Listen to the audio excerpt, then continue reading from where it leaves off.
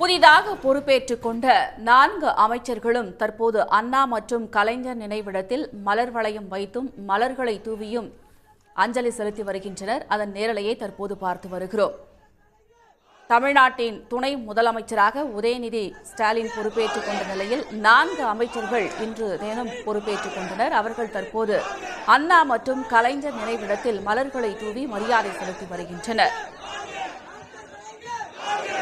செந்தில் பாலாஜி, சாமு நாசர், கோவி செழியன், சேலம் ராஜேந்திரன் ஆகியோர் புதிய அமைச்சர்களாக இன்றைய தினம் பொறுப்பேற்றுக் கொண்டனர்.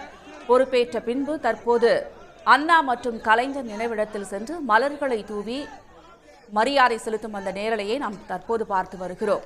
புதிய அமைச்சர்கள் கலைஞர் நினைவிடத்திற்கு சென்று மலர்களை தூவி மரியாதை செலுத்தி வருகின்றனர்.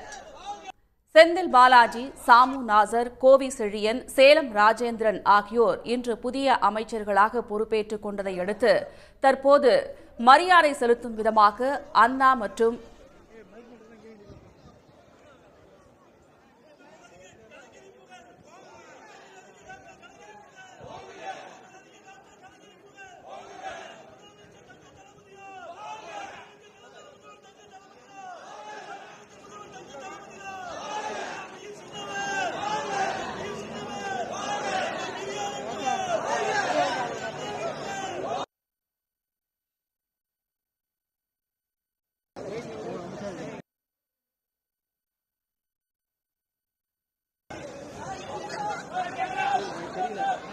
புதிதாக பொறுப்பேற்றுக் கொண்ட 4 அமைச்சர்களும் தற்போது கலைஞர் நினைவிடத்தில் மலர்களை தூவி மரியாதை செலுத்தி வருகின்றனர். இது பற்றிய மேலும் விவரங்களை தருகிறார் நமது செய்தியாளர் சதீஷ். சதீஷ், முழு விவரம்.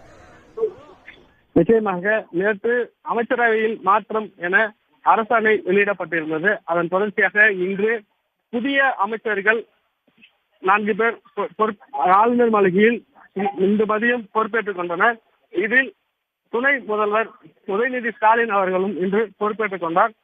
இதனை அடுத்து இன்று தற்போது புதிதாக பொறுப்பேற்ற 4 அமைச்சர்களும் கலைஞர் மற்றும் அண்ணா நினைவிடத்தில் உள்ள அவர்களது நினைவிடத்தில் வந்து மலர் தூவி மரியாதை செலுத்தினர். குறிப்பாக புதிய அமைச்சர்களான மின்சாரம் மற்றும் மதுவிலக்கு ஆயத்தீர்வை அமைச்சர் செந்தில் பாலாஜி,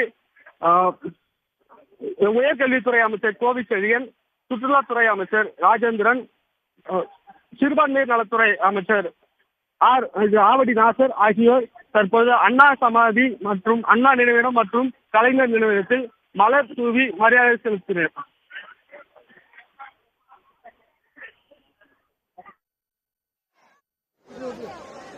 விரிவான தகவல்களுக்கு நன்றி சதீஷ். உடனுக்குடன் செய்திகளை தெரிந்து கொள்ள சன் நியூஸ் பெல் ஐகானை கிளிக் பண்ணுங்க.